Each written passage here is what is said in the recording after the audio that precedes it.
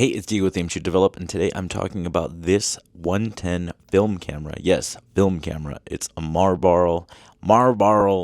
It's a Marlboro cigarette 110 film camera. I'm going to show some photo examples, talk about the history of how I found this, and yeah, let's get into it. If this is your first time checking out my page, I highly recommend you checking out the rest of the videos that I post. I love talking about obscure film cameras, and I can guarantee, unless you've already subscribed, you're going to see something you've never seen before. So make sure to check out the subscribe button, make sure to check out the channel after this video if you're interested. So I've been hunting for this camera since even before I'd made this post here in 2021. This thing is pretty elusive, and I later found out that it's actually not really an official release anywhere. It was kind of just a bootleg. So yeah, I picked it up on eBay and I had asked the seller, hey, do you know any more information about this camera? And he'd basically said, I picked it up in a trade show a long time ago, and these were being sold out of some dude's backpack back in the day, back in like the late 90s. The person who had bought this camera from went to a lot of trade shows and basically said, I'd never found the manufacturer of this camera. I've never seen any Marlboro product like this.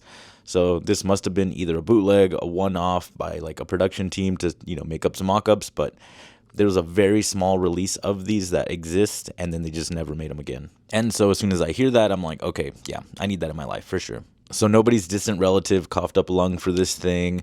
You didn't get it by Marlboro Rewards or like the whatever thing. You didn't have to send proof of purchases. Like, this just exists. And yeah, like I said previously, this is a 110 film camera. The camera itself is really simple. It has a shutter button. It has a winding wheel that advances the film. The back opens up, and this bottom piece opens and acts as a viewfinder. When I first got this camera, I said, oh man, this thing has like a weird zoom inside the viewfinder. And I'm like, it can't be accurate. This thing's probably just really wide. And, how accurate could they make this with just the simple form factor? I'd basically seen this as just like a gimmick, a little sticker that they'd put on a camera to make it look like the dimensions of a cigarette pack. The viewfinder is accurate. I missed so many shots thinking it'd be wider than it actually is. Here, the pack is to another cigarette pack here, and the dimensions are pretty close to the point where if you just hold it up, or sometimes I'd get a lot of pictures with people where I'd hold it and they'd be like, holy smokes.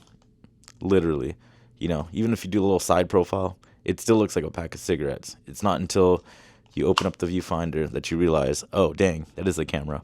A lot of people thought I got an existing like cigarette pack and just cut a little hole in it to make a 110 camera, or just put a 110 camera inside of it. And I'm like, no, this is true blue plastic here in the deal. You can see, like, here's the top. It's true plastic.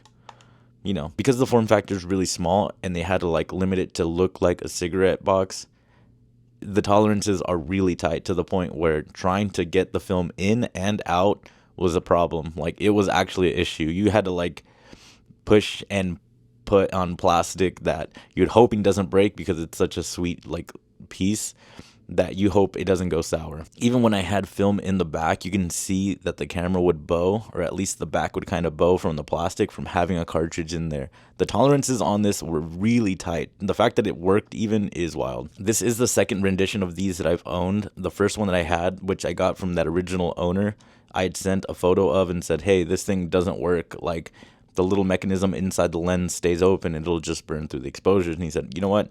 I have another one that I own for my own display. I won't use it as a camera. And so you can see there's a little tag here on the bottom. And I think that's for his inventory or like how he categorized cameras. Later found that the person who owned this camera originally is the author or writer of one of the like vintage antiques books, and has a huge like category of photographs of like vintage rare antique cameras. So I'm like, dang, this thing has its story in its own of where it's been, the owner, like it has its huge backstory. So really, really cool piece that I own in my collection. I did print out some of the photos on this little Kodak printer, and here's one of the last ones where I had to take a selfie with the cigarette with the camera because I thought it'd be really cool, but it really shows how zoomed in the image is, if that makes any sense. Like, it actually punches in really close. Luckily, towards the tail end of it, I started to realize, oh yeah, like I should probably just do whatever the viewfinder says. And it actually is great for landscapes. I was actually stunned off this photo here. You can see I'll put this and then I'll put the actual image. And here's an image of the water tower, and I'll cut to a clip of me at the actual water tower here in Tulare, California. And then I absolutely love this portrait. The tiger, I used Lomo Tiger 200 110 film, and I was actually pretty surprised with how well it turned out and how bright and vivid the colors were. I've shot that film stock before. I've shot some Metropolis 110, and every single time I get it, I love the chunky grain. I love it's like film look times two. It looks more film-like than film when you shoot it properly. It's a fun experience, and having a camera that people want to get their photo taken on or even really interested in is such a blessing, because having a camera that people are really interested in and want to hear the story, want to hear like how I got it, where it's about, it's really nice. And one of the big things that I do, at least here in my hometown, or at least in the area here in the Central Valley, California, is really big on community. And so having something that people are interested in and it's a nice little conversation piece really adds to building that, where people are curious about it and even willing to get their photo taken because it's such a unique experience. The camera itself was really cool. The photo examples are really fun.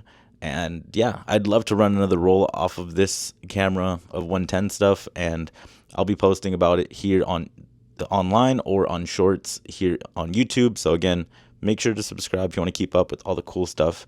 I always have a cool idea, project, camera, something cooking up that you can look forward to. And yeah, that's pretty much it. Keep shooting film. Take care. Peace.